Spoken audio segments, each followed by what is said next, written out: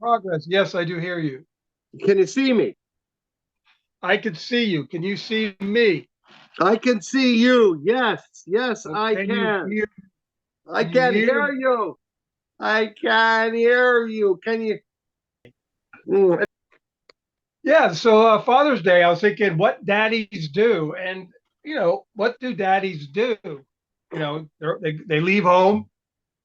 Most daddies, sometimes, sure. and the kids don't see him again till later that evening, or maybe in my case, like a year.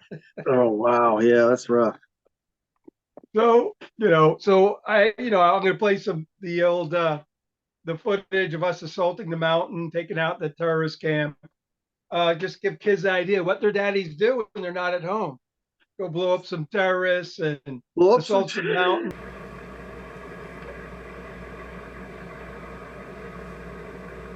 I deployed with special forces to into Iraq for the invasion of Iraq in 2003. We're able to take. We had a camcorder with us. We're able to take videos throughout the missions that we conducted. All right, here. I got it in camera, and it's recording. You guys fucked up, man. He's fucked up. So, this is from last night, 10th Troops engagement, forcing the bad guys off the hill. Guess there was 4 other. Probably didn't as fare as well as him. All right.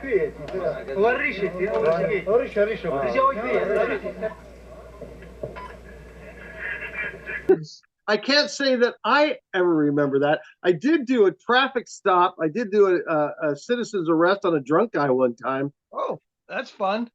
Yeah, this guy, I mean, he was so toasted, he was pretty well fried out. And I signaled to a car.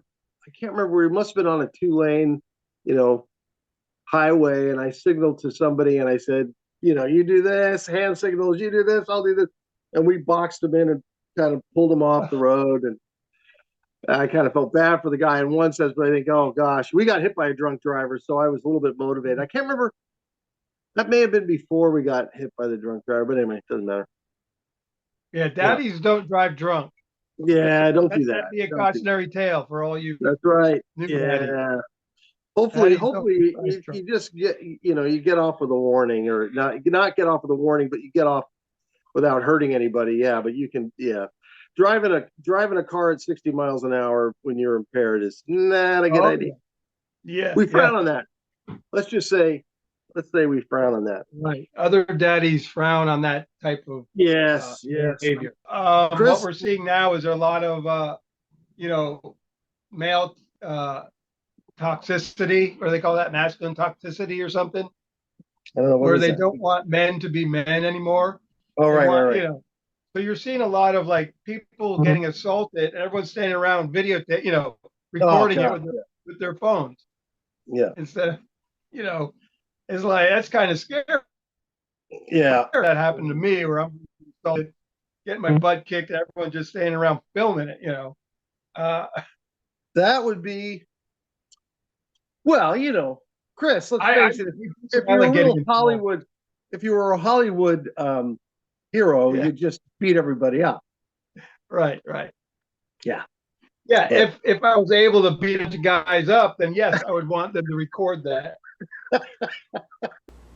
So I'm just going to say, as far as going back with, Father's Day, and I'm going to play some of the old, 20 years ago when we were in Iraq, when we were staging to go and assault this mountaintop.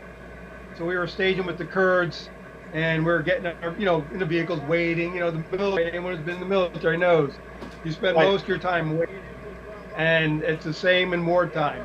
You spend most of your time waiting for someone to find where you are on a map, or receive an order to move, or so anyway. But anyways, in the video, there's one video, we're just kind of preparing to go up the mountain, make the assault. We're waiting for the close air support to come in and do a strafing run, drop some payload, just to clear off as much as they could. So we did go up the mountain, and we received some, ineffective fire from positions unknown. of, we Mhm. assume, terrorists, or maybe just angry farmers or Iraqi Sure. or Kurdistan farmers. I don't know. But we didn't really respond to the fire we were receiving. We just went to the top of the mountain. Right now we're waiting for B-52 bomber supposed to come here in the next 15 minutes, and they're supposed to clear those pigs right there in order to continue to move forward and occupy those hills.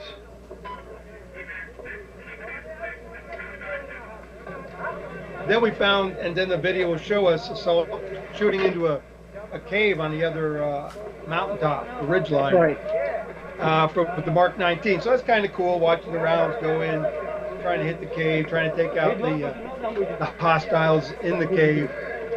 And then what you don't see is the planes do, this close air support does come in and drops ordnance into the valley where they believe was a terrorist camp of 100 and 150 terrorists possibly. So we were able to, get rid of that training camp as far as we know. We didn't go down in there and check it out. We just did the mission and left. It's kind of like low-hanging fruit.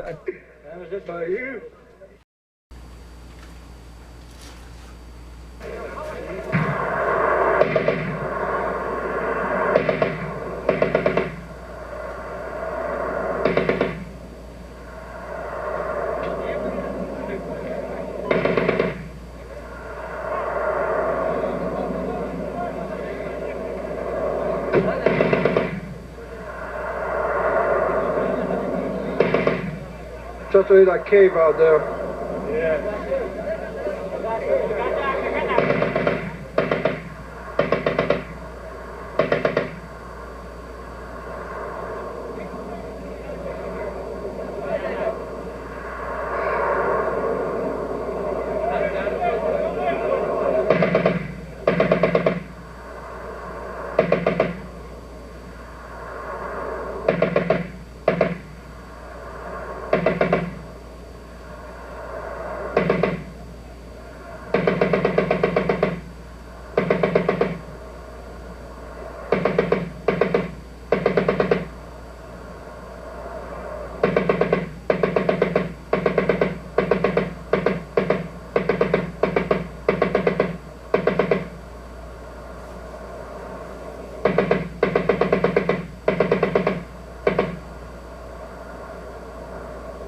Was Halabja was the village that Saddam Hussein had gassed back Wow. in 86 or 89. Oh, now I Right. forgot the date.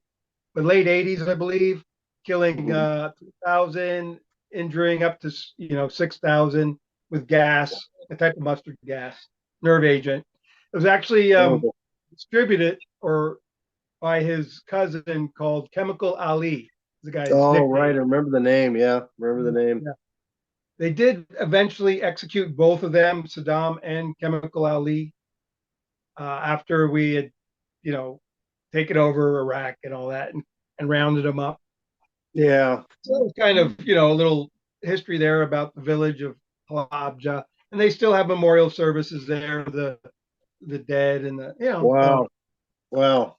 So it must have been, it must have been, bigger than just like a village, right? If they, I mean, yeah, I mean, it was a large, well, it's probably about 10,000, 20,000 people. I don't know. oh, I okay. mean, Okay. it looks like a village, from our standards, Sure. Sure. but, But in yeah, places like that, but big enough, right? it's spread out.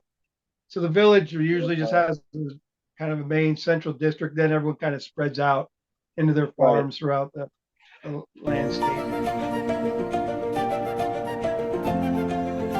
All right. Button that chin strap, soldier. Huh? All right. Adios, amigo.